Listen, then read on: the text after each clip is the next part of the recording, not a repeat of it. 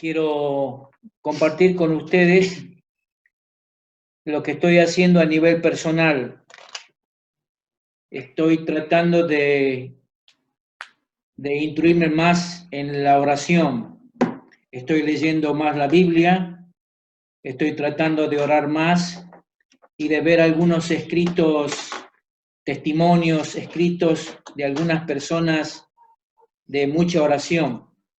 No tan solo porque, es decir, mi necesidad de hacerlo no es porque quiera hacer o porque eso sea una responsabilidad de un pastor, sino que como un servidor del Señor, una persona que trata de seguirle a Él, debe dar la oración. Así que quiero que ustedes puedan ir pensando que este domingo, el próximo y el otro, son 3 domingos, vamos a hablar acerca de la oración. Como les decía recién, estoy leyendo algunos libros muy interesantes que tienen que ver sobre la oración y algunos materiales de mucho interés. Por ejemplo, he estado consultando a un libro que se llama La teología de la oración, y ahí encontré en uno de esos capítulos del libro de algo que escribió Gregorio de Nicea. ¿Quién fue esta persona? Gregorio de Nicea fue un teólogo que fue venerado como santo allá en Turquía, en Capadocia, en el año 335 después de Cristo. Él vivió 59 años, falleció en el 304 después de Cristo. Pero Gregorio de Nicea escribió, son como la sangre en las heridas del alma. Obviamente está hablando de la oración. Y cuando uno entra a investigar un poquito más acerca de este tema, si es que existe la oración de lágrima, bíblicamente sí existe, porque a lo largo de todo el Antiguo Testamento hay muchas páginas en la Biblia donde hombres y mujeres derramaron sus lágrimas delante del Señor. Esta palabra que tiene que ver con la oración de lágrima, tiene una palabra en el griego y la palabra es penton. Penton se llama oración en lágrima o oración de lágrima. ¿Qué significa penton? Significa un corazón lastimado y también un corazón contrito. Penton significa una piadosa tristeza interior. Penton significa la bendita y santa lamentación. Penton significa compungirse profundamente y de corazón. Pero sobre todo, penton significa la oración de lágrimas. Si hay algo que a mí me gustaría poder hacer o lograr en ustedes es que después de esta reunión muchos de ustedes vayan a su lugar, a su recámara, a su lugar donde oran y puedan orar de rodilla delante del Señor. ¿De qué se trata esta oración de lágrima? Bueno, es compungirse de corazón por nuestra separación y también por la ofensa a la bondad de Dios.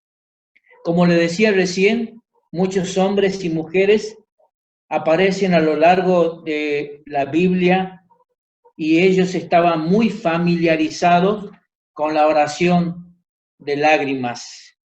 Un solo caso nomás quiero mencionar, es el caso de Job, allá por el capítulo 16, versículo 20, donde Job en su angustia declara: mas ante Dios derramaré mis lágrimas.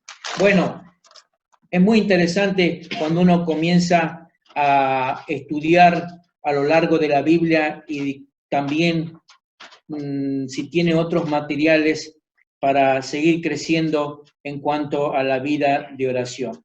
Pero de una cosa que yo sé es que una vida llena de oración es una vida llena de bendiciones. Es una vida de gran bendición. Y la Biblia enfatiza que Dios realmente quiere responder nuestras oraciones. Sin embargo, a veces las personas, los cristianos, sienten que Dios no está dispuesto a darnos lo que pedimos. Ahora, ¿se han puesto a pensar por qué puede ser así? Bueno, nuestro Padre Celestial, Él es perfecto en sabiduría y Él responderá a nuestra oración o responderá a nuestra ayuda de la mejor manera y en el mejor momento. De eso somos muy testigos nosotros. Desde nuestra perspectiva como cristianos, pero podríamos decir desde nuestra perspectiva diminuta, eso significa que a veces nos parecerá que Dios no está respondiendo a nuestras oraciones. Pero cualquiera que haya caminado con Dios por un tiempo prolongado, dará fe sincera de que la bondad y la sabiduría de Dios, al responder a nuestras oraciones, de acuerdo a cómo esperaríamos que un Padre amoroso, sabio y bueno nos respondiera. Amén. Me gustaría hacer en esta mañana algo que es muy probable que no lo hicimos antes. Y quiero tratar 3 cosas muy importantes acerca de la oración. No son las únicas, le aclaro. Pero una de las preguntas que tengo para hacerle es, Dios a veces no responde las oraciones. ¿Y se han puesto a pensar por qué? Él quiere respondernos, pero hay momentos donde a veces Él no responde las oraciones. Y la pregunta es, ¿se han puesto a pensar por qué Dios a veces no responde las oraciones? La primera cosa que tengo para decirle es que a veces Dios no responde nuestras oraciones porque realmente no oramos. Gran parte de lo que nosotros obtenemos como cristianos o no obtenemos está directamente relacionado con la oración. Dios nos dice que no tenemos o no tenemos todo lo que pudiéramos tener porque no pedimos. ¿Se acuerdan de esta cita bíblica? Fíjense en la Biblia, Santiago 4:2. Santiago capítulo 4, versículo 2. Voy a leer este pasaje bíblico de la Reina Valera 1960, donde dice, codiciáis y no tenéis, matáis y ardéis de envidia y no podéis alcanzar, combatís y lucháis, pero no tenéis lo que deseáis, porque no pedís. Pedís y no recibís, porque pedís mal, para gastar en vuestros deleites. Algunos pastores dicen que la peor tragedia, o mejor dicho, que la tragedia más grande, no es la oración sin respuesta, es sino la oración no hecha. ¿Se entiende bien la diferencia? La tragedia más grande para algunos pastores es la oración no hecha. Ahora, usted podrá pensar en este momento cuáles son algunas razones por las cuales no se hacen las oraciones. Primero, tiene que ver con el aspecto cultural. ¿Qué significa esto? Bueno, a veces nos resistimos en nuestra cultura o en otra cultura de otros pueblos. Mucha de la gente, muchas de las personas se resisten a pedir ayuda o bien se resisten a pedir favores a otra persona. Ahora, aunque usted no lo crea, esa carga cultural es trasladada a nuestra vida de oración. Pero queremos enfatizar, o la Biblia enfatiza, en que la oración cambia las cosas. Dios nos muestra en su palabra que Él busca a cristianos que intercedan en oración. Entonces, un factor o una de las razones por las cuales no se hacen oraciones es porque la cultura, o probablemente la cultura, ha trasladado a la vida de las personas esa idea de no pedir nada a nadie. Pero fíjense, Dios es un Padre amoroso que es capaz de darnos todo lo que a nosotros nos hace bien. Dios no se molesta con que nosotros le pidamos. Aun cuantas veces podamos ir a Él no se fastidia, Él no se molesta. Al contrario, está agradecido de que sus hijos acudan a Él en oración. Pero en un aspecto, la cultura ha producido este efecto en la vida de muchas personas, al punto de que piensan de que no hay que pedir nada a nadie. Ese es número uno. Número dos, otra razón por la cual no se hacen oraciones es porque no creemos cumplir con las condiciones. Así como lo escucha, a veces creemos que no podemos cumplir con las condiciones que Dios nos pide. Si usted recuerda bien aquel pasaje cuando Jesús estaba en la cena del Señor con todos sus discípulos, Él ya sabía que todos lo abandonarían. Incluso sabía el Señor que Pedro negaría, que conocía a Jesús. Jesús ya sabía que Pedro le iba a negar. Incluso, sin embargo, a los que estaban a punto de fallar, Jesús le dijo, si permanecen en mí y yo en ti, pide lo que deseas y se te dará. Busquen este pasaje, por favor, en Juan 15, versículo 5 al versículo 8. Juan 15. Estamos hablando de la oración o de las razones por qué a veces no oramos. Juan 15, versículo 5 al 8 dice así la palabra. Yo soy la vid, vosotros los pámpanos. El que permanece en mí y yo en él, este lleva mucho fruto, porque separado de mí nada podéis hacer. El que en mí no permanece será echado fuera como pámpano y se secará, y lo recogen y lo echan en el fuego y arden. Si permanecéis en mí y mis palabras permanecen en vosotros, pedid todo lo que queréis y os será hecho.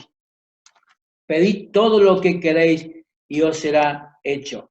Jesús dijo, si permanecen en mí y yo en ustedes o yo en ti, pide lo que deseas y se te dará. Ahora, fíjense una cosita. Nadie puede permanecer perfectamente. Nadie. Sin embargo, Jesús dice que contestará nuestras oraciones. A veces dejamos de orar. Jesús dijo, sigue pidiendo, sigue buscando, sigue tocando. Esto lo dice Mateo 7, del versículo 7 al 8. Pedid y se os dará, buscad y hallaréis, llamad y se os abrirá. En otra palabra, Jesús te dice o nos dice, sigue pidiendo, sigue buscando, sigue tocando la puerta. Ahora, ¿Por qué Jesús nos dice eso?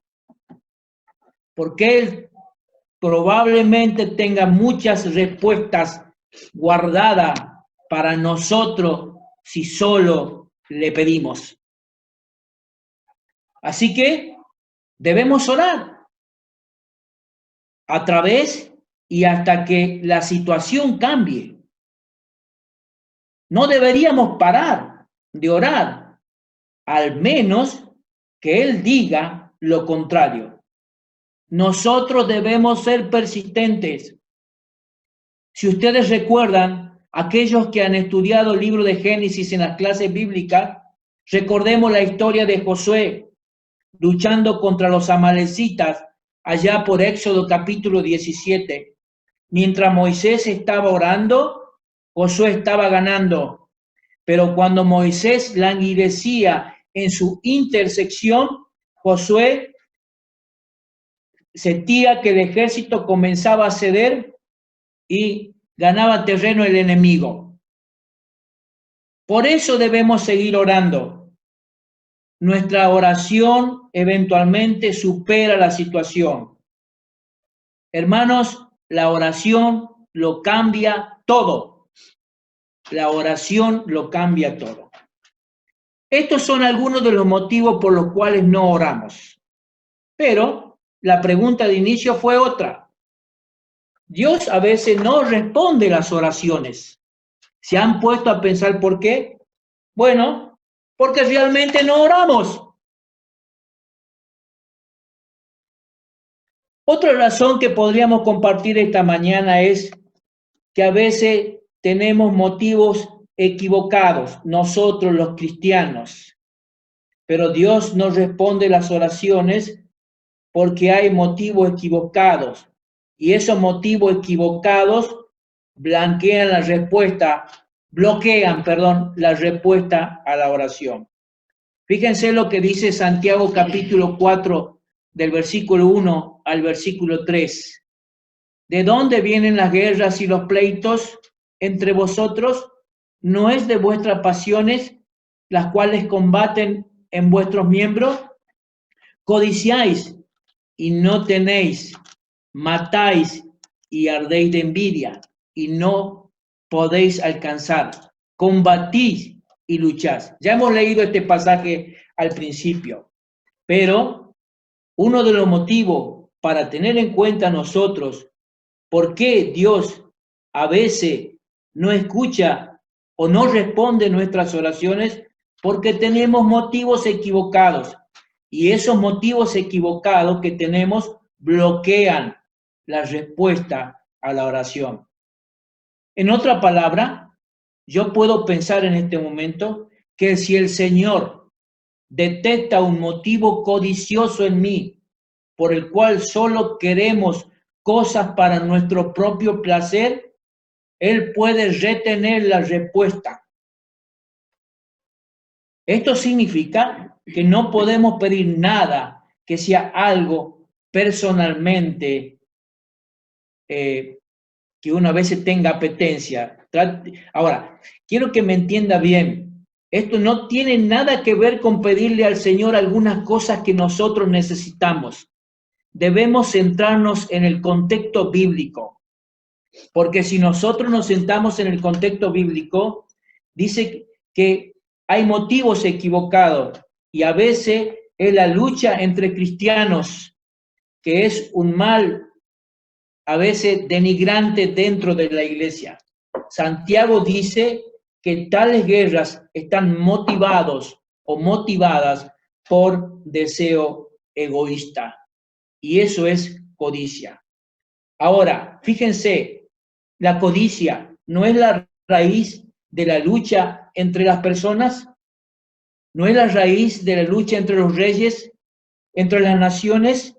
Ajá, claro que sí. Entonces, cuando estas personas recurren a pedirle a Dios que le conceda lo que codician, especialmente a cuesta de otro, Dios no contesta las oraciones.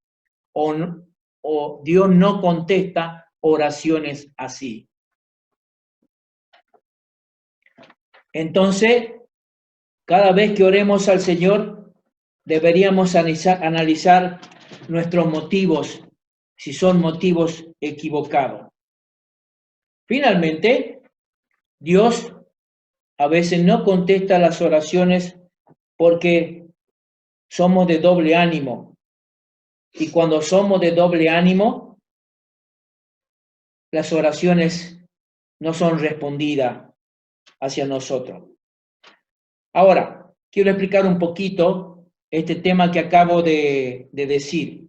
Evidentemente, existe una doble mentalidad que dificulta la respuesta a la oración. Vaya por favor al capítulo 1 de Santiago, versículo 5 al versículo 8. Con esto terminamos. Recuerde que me gustaría lograr, si es de parte del Señor, que después, cuando estemos a sola, podamos caer de rodillas delante de Él en oración. Y recuerde que lo que estamos hablando es centrarnos por qué Dios nos responde a las oraciones. Y nos atrevemos a decir que Dios nos responde porque a veces no oramos. Que Dios no responde a veces porque hay motivos egoístas o motivaciones egoístas en nuestra propia vida. Y también que Dios no responde las oraciones porque a veces somos de doble ánimo. Fíjense lo que dice Santiago capítulo 1, versículo 5 al 8. Dice, y si alguno de vosotros tiene falta de sabiduría, pídala a Dios, el cual da a todos abundantemente y sin reproche, y le será dada. Pero pida con fe, no dudando nada, porque el que duda es semejante a la onda del mar, que es arrastrada por el viento y echada de una parte a otra. No piense, pues, quién tal haga que recibirá cosa alguna del Señor. El hombre de doble ánimo es inconstante en todos sus caminos. Bueno, ¿qué quiso decir Santiago con todo esto? ¿O qué tratamos de interpretar lo que quiso decir Santiago con estos pasajes que escribió a las iglesias? Bueno, fíjense, en el verso 5, Santiago está demostrando la bondad de Dios. Tenemos un Dios que es sumamente bondadoso. Y él comienza diciendo que Dios da generosamente a todos. Eso está allí en el versículo 5. Si ustedes pudieran buscar esta palabra que dice da generosamente a todo, pero buscar la palabra da, esa palabra en griego significa didontos y es un participio activo presente. Es decir, el hecho que sea un participio activo presente, Santiago lo está utilizando para describir cómo es Dios. Dios es un Dios generoso que da en abundancia. Dios es una clase de Dios que da con gracia. Su naturaleza es así.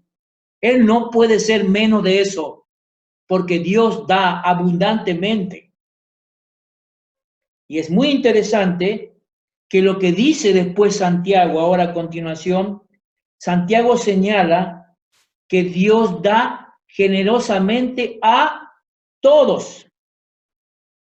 En otra palabra, el llamado a confiar en Él y pedirle a Él se ofrece a todos, sin importar la raza, sin importar el género, sin importar la situación.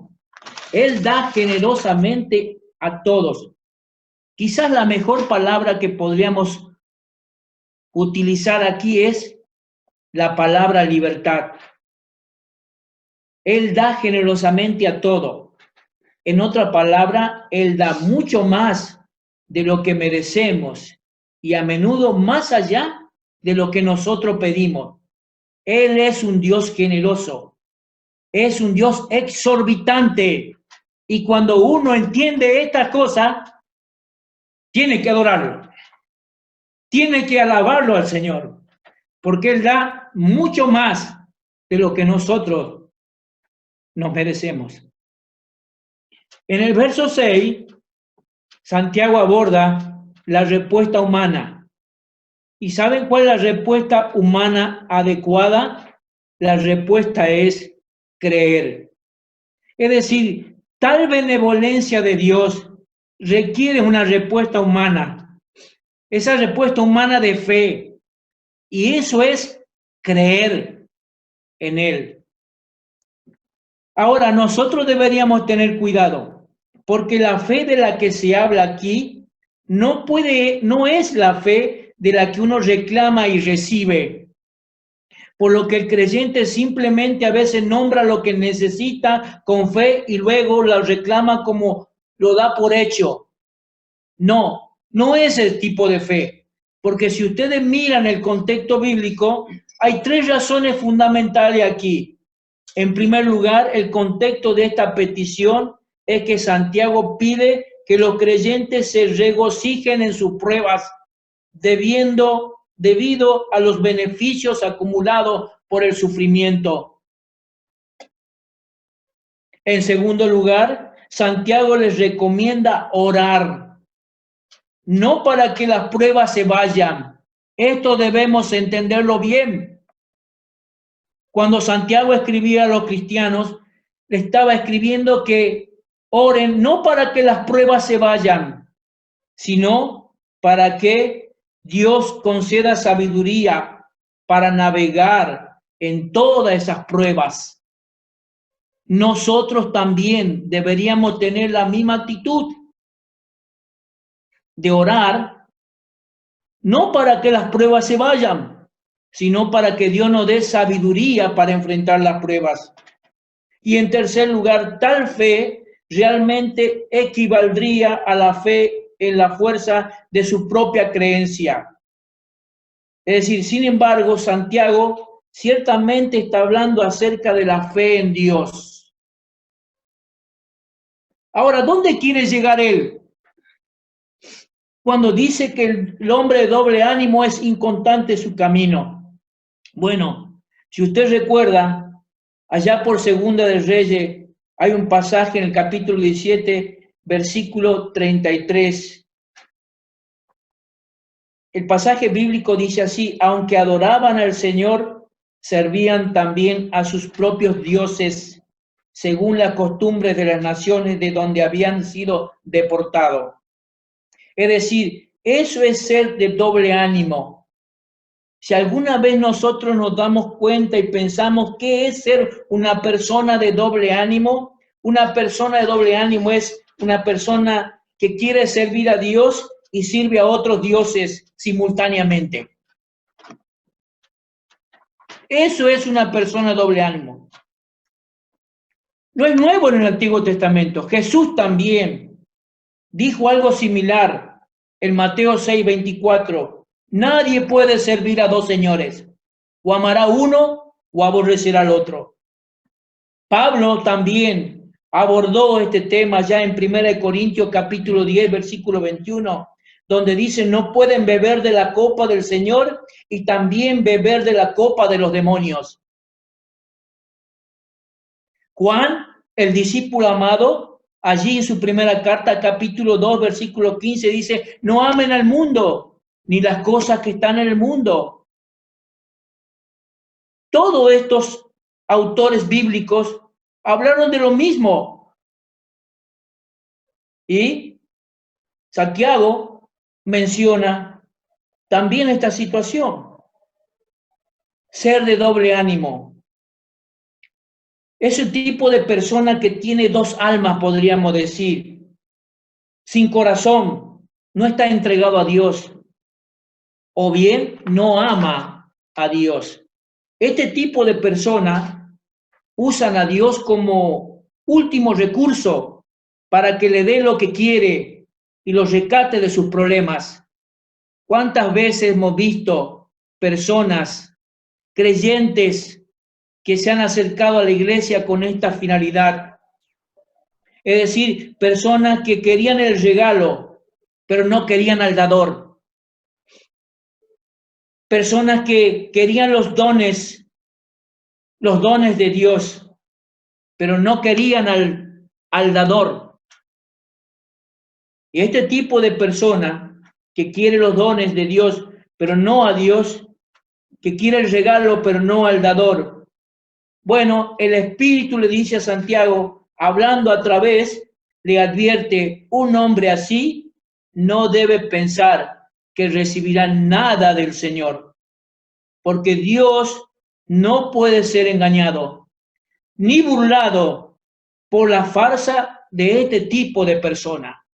Entonces, cuando nos acercamos a Dios en oración y no tenemos en cuenta estas cosas, Dios nos responde. Aunque Él desea responder cada oración que nosotros elevamos a Él.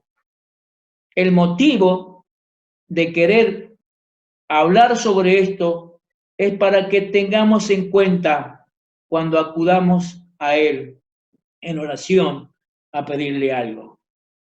Dios quiere generosamente darnos muchas cosas, pero a veces no nos da porque no oramos.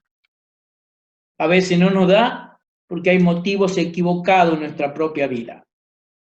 Tenemos otras intenciones y a veces no nos da porque somos personas de doble ánimo, sin corazón. A veces que no amamos a Dios.